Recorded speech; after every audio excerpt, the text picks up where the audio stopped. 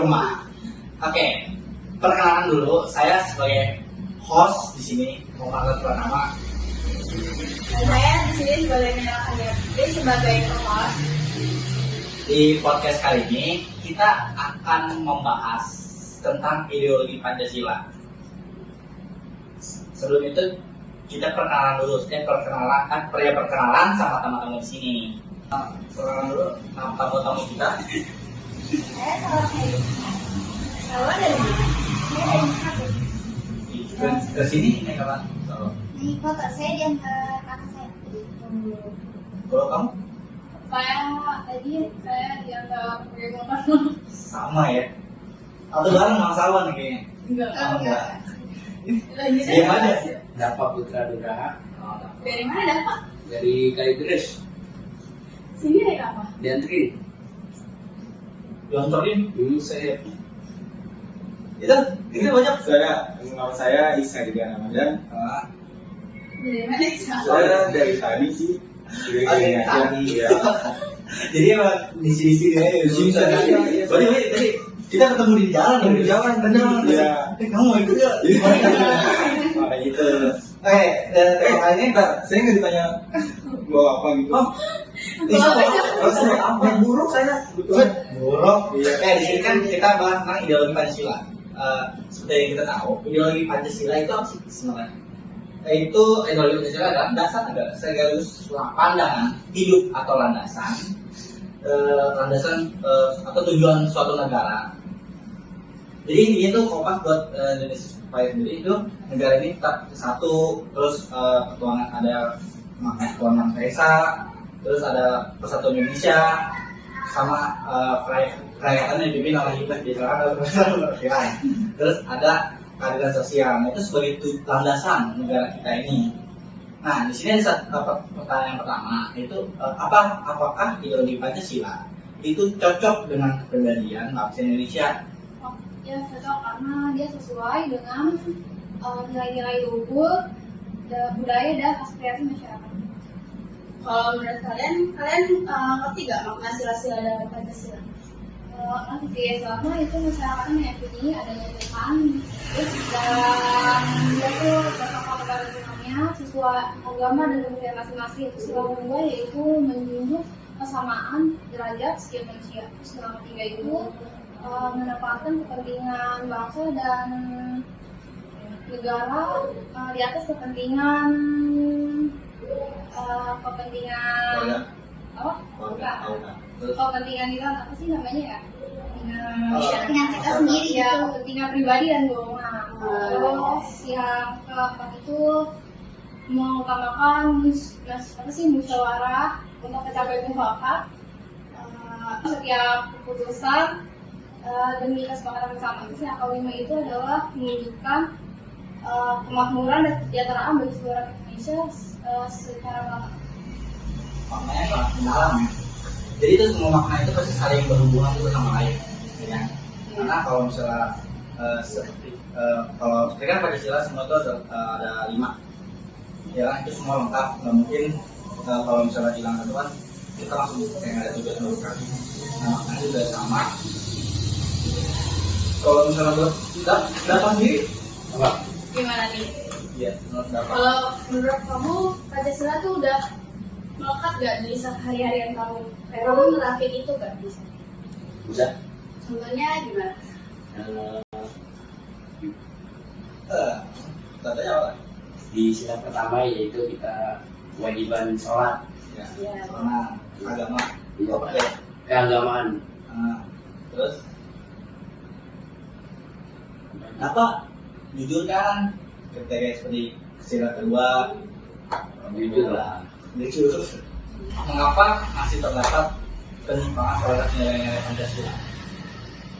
Karena kayak dari faktor internalnya sendiri, dari masyarakatnya sendiri, jadi kayak kurangnya kesadaran dan pemahaman mereka terhadap sila-sila di Pancasila ini. Misalnya masih ada yang gak bertoleransi untuk agama mereka yang berbeda. Terus Salwa ada saran nggak sebagai pendapat Salwa sendiri sebagai untuk masyarakat? mengedukasi diri lagi sih.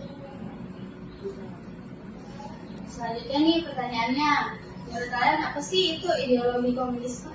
Ideologi komunisme itu paham di mana mindset dan model itu dimiliki oleh bersama dan diaturnya itu oleh pemerintah.